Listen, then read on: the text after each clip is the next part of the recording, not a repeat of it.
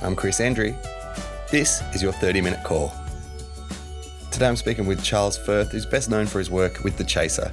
I thought it was perfect, after such a long career in Australian comedy, to start at the beginning.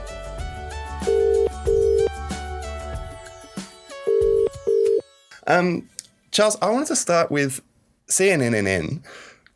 It was 17 years ago now. That obviously struck a chord for all of Australia with a style of satire that taking it out of politics that was new and relevant at the time. How did you approach satire then, and how do you approach it now? Is it sort of the same game, or are there different pieces? That's a really good question. Look, thank you. I think it's the same. Like, satire is unchanging in its essence, which is to sort of exaggerate and craft lies and fiction in a way that prosecutes a real argument about the real world, and I think that hasn't changed. What has changed is, 17 years ago, we actually had media institutions that people sort of trusted, and they were actual institutions. And now that is so corroded and so fractured that the business of satire is a very different thing. Like 17 years ago, I'm sure poking a bit of fun at the New York Times or something like that would have just been part of the course. Now, because you'd be punching upwards, whereas now that feels like punching downwards. Like, that feels like the wrong target. One of the few. Yes, exactly. One of the few left. Yeah. Yeah, but I think what we did with CNN was it was a satire of Fox News, and I think we picked. Even then, we picked the right target. We knew that it was this powerful cultural force, and I think if you look at that, you go, yeah, that was exactly the right target. Especially given the last 17 years has been so shaped by the Fox Newsization of the world in a way. How do you pick your targets now? Is it a completely different process? Like, you mentioned kicking up. Is that something you're always wary of doing? Yeah, You have to. And in actual fact, because I work with sort of younger people as well, and you just have to remind them to always punch up. Like, there's a whole genre of satire and memes and all that sort of stuff. Like, it's all very different now. It's all online, and that's where all the most interesting stuff is happening. But there is a huge problem in that space, in that the memes are very random in their targets, and in actual fact, there's a huge problem with punching down and punching sideways, and there's homophobic undertones and racist undertones, and I don't know. When I sort of look at what is coming through and what impresses teenagers today, and I think CNN was that, in our generation. Yeah, absolutely.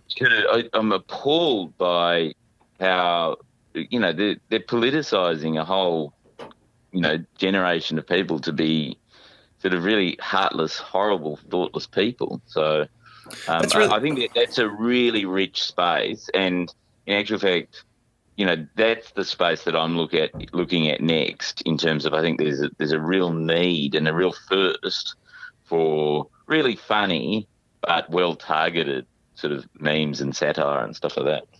Do you think they don't exist? Because I kind of think that everything is out there in the meme sphere.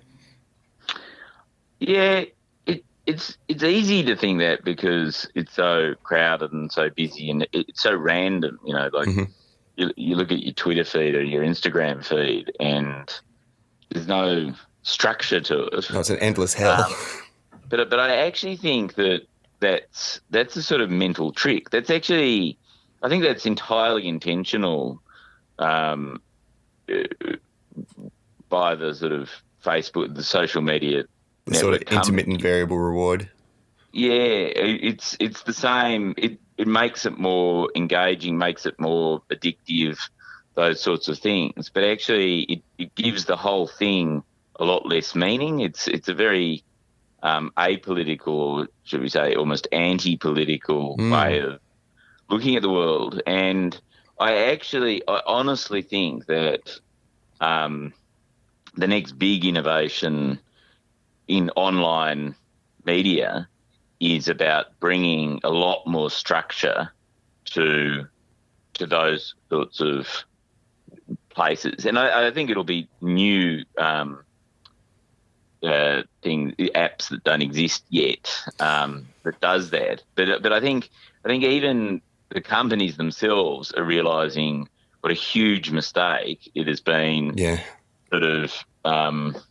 You sort of basically not have a moral stance on anything, you know. Like, The sort of infinitive opinions and the most emotional yeah, ones float to the top. yeah, and the truth is, there's tons of stuff every day that's missing. Like, I think it's actually, I read this really fascinating piece a few days ago about how actually internet culture is incredibly sort of the same. Like, Yeah. everyone has the same language and just infinite, iterations of the same sort of joke. I did this. Like, and it goes in trends and things like that. But actually, there's a real constraint to all that stuff. So yeah, I don't worry about topic matters. And also, the world is dying. Like, that's a pretty, like, in terms of the span of human history, we're living in, and I don't mean to be an end of history sort of style person, but I think we are living in the most apocalyptic of times ever in the scope of human history. You'd think you'd be able to squeeze a bit of art out of that.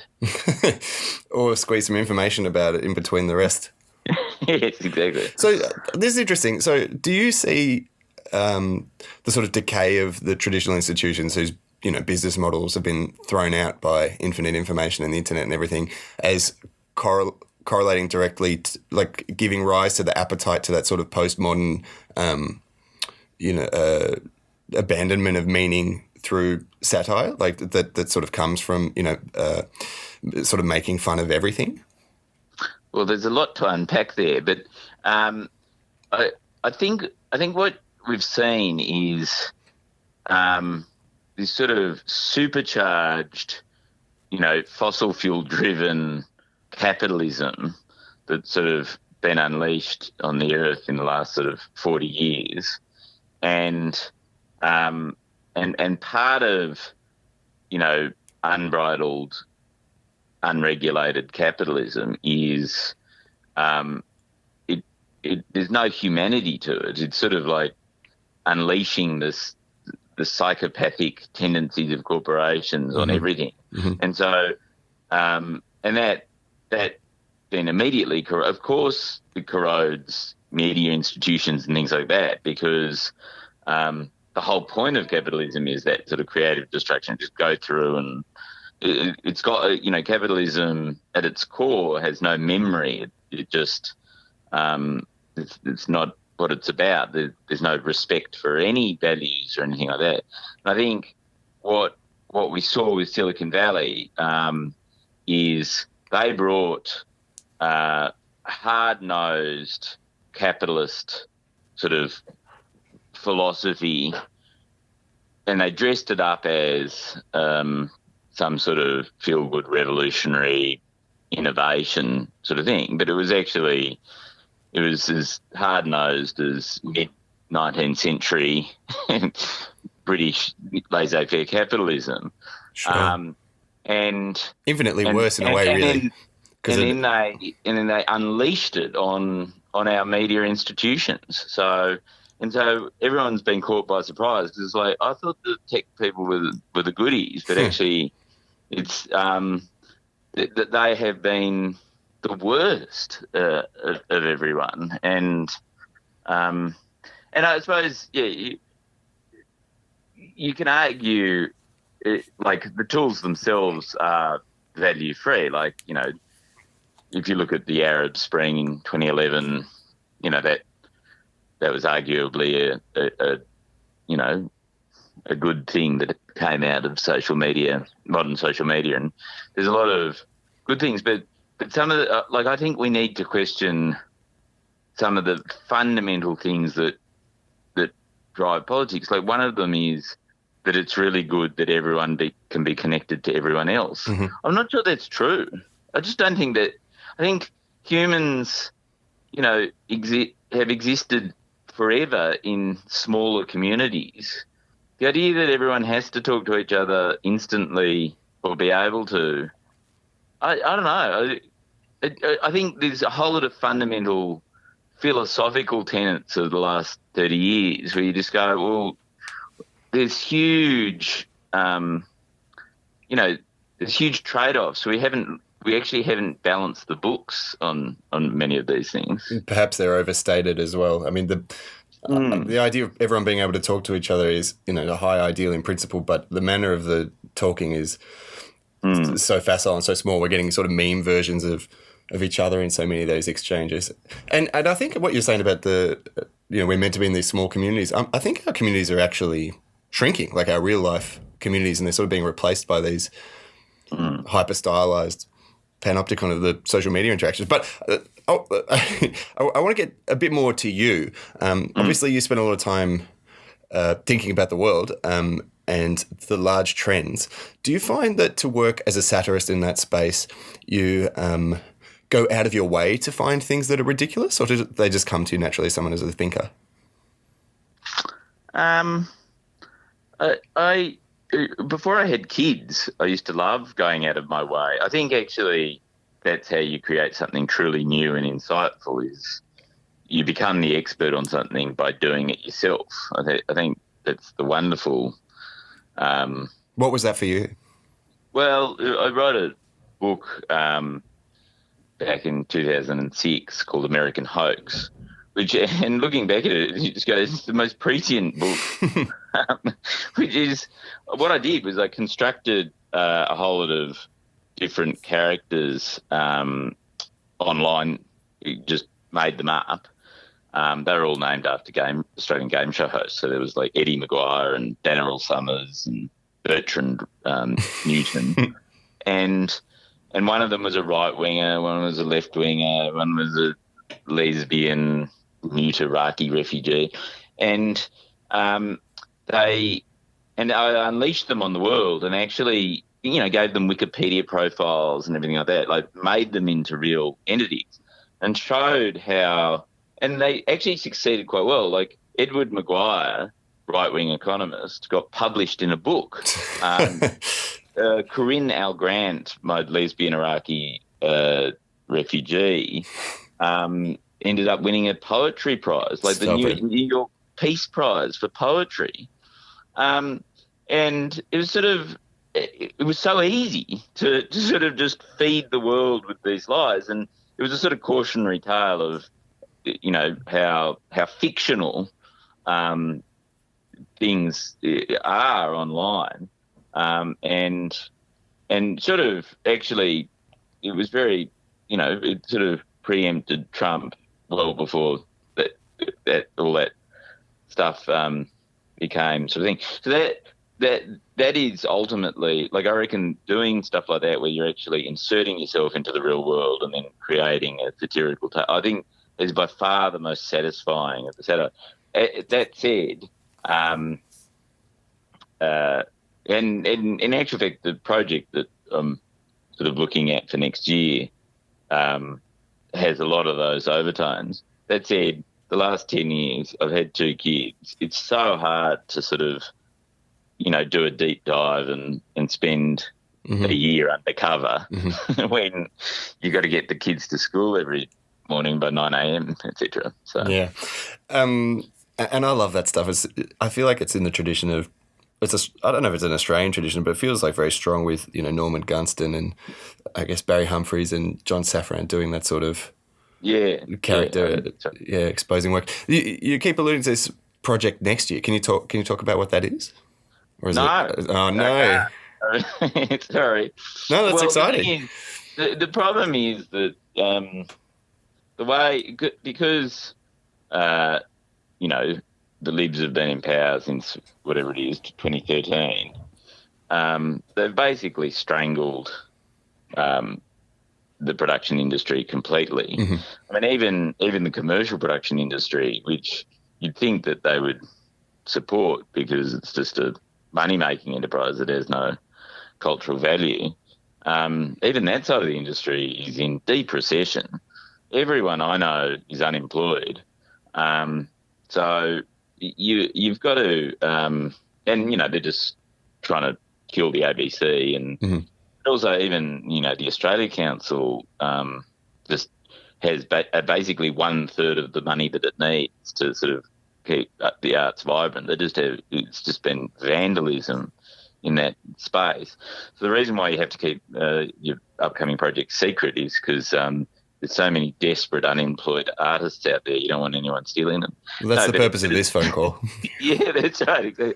No, but it's also like it's so rare for anything to achieve a level of financing that makes it satisfying nowadays that that you can't really talk about your projects because, you know, they never get up. What's the hope? Because I mean, you talk about the internet blowing up media models and you know that ties directly now to what you're talking about in terms of content makers being able to make valuable stuff, especially stuff that's sort of intense, requires an intense level of upfront work and capital.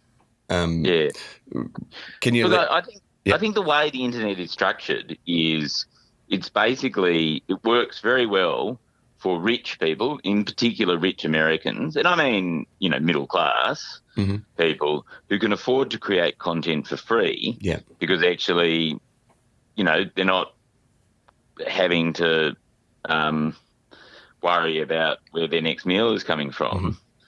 Mm-hmm. They've probably got a bit of intergenerational wealth, so they're predominantly white, you know, and the internet's content business models have been entirely structured on the basis that you don't really need to pay creators anything because they'll just do the work for nothing. Someone else will, yeah.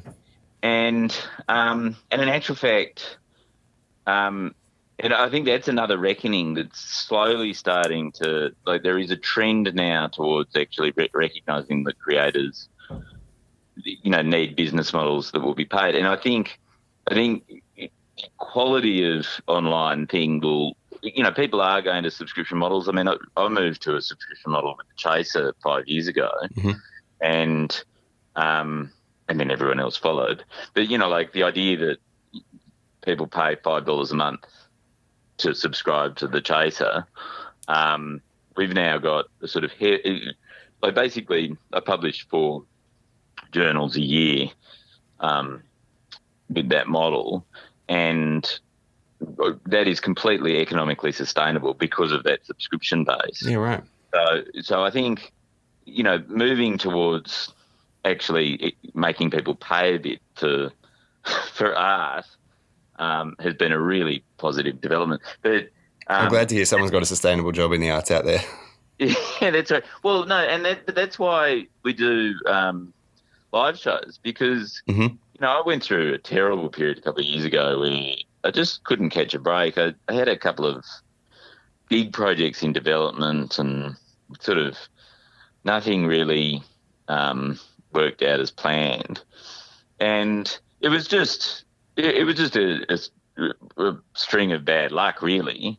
But it sort of it made me go, this is a really bloody, like 20 years into this job, I now realise there is a risk to it. And, you know, having kids and everything, I go, bloody hell, I've got to bloody pay the mortgage and everything.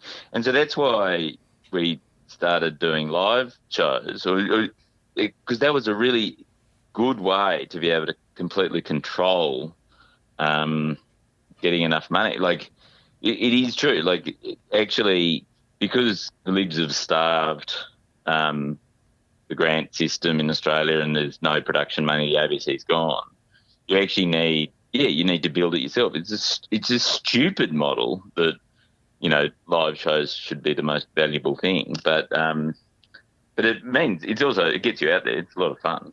Yeah, it's so interesting to hear because you just assume. I mean, you Chaser guys are obviously satire royalty in the Australian landscape. So it's interesting to hear that you've got the same mundane struggles as other artists about how to navigate the grant system and why is there more funding and having to go out into the live shows. I'd like to end up hearing a bit about the live show that you're bringing here to the Canberra Theatre Centre, War on 2019. What are the dominant themes there? Are they ones of hope? Because there's a lot of gloomy options. Well, we haven't the structure of those end of year shows. We go through the year from beginning to end, using all the satire that we've written during the year. So both James Schleffel and I, James is from The Shovel, write news articles throughout the year, and so it's basically a reminder. It's all the best gags from the year. And the good thing about the shows is because we've been writing all year, you got your material. Yeah, you got your material, and you know what's worked well online, so you know which ones people think are funniest and stuff like that. It's quite a fun show to put together because it can be quite fast paced. Like you've got a one-liner for every sort of day of the year, but. You're right. We want to have sort of more thematic content in there. The thing that we've been wanting to do is something around coal and climate change and that sort of thing. Like that old myth. Yeah, that old myth about climate change. Shoehorning it into a show like that, though. We haven't cracked it at all. Sure, you don't want it to seem like it's there to make the point rather than to also satirize something. Yeah, and I think in some ways, it's got to be a show. It can't be some sort of turn into some sort of earnest, isn't the world terrible thing. Yeah. I mean, the thought that I've been having, we don't know. I mean, the show's not on until November, but the thought that we've been having is perhaps doing something with the audience that actually sort of demonstrates, the larger issues about what needs to be done and everything like that. Like actually playing a lot more with the audience and really getting into the audience and maybe even sort of, taking the audience somewhere. Taking them all to switch their power provider. Yeah, exactly. May not be funny. I don't know, but, like literally one thought, and I don't know whether it's going to be a spoiler or anything, but is why not, take them out on the street and have an impromptu rally around Canberra. That's fun.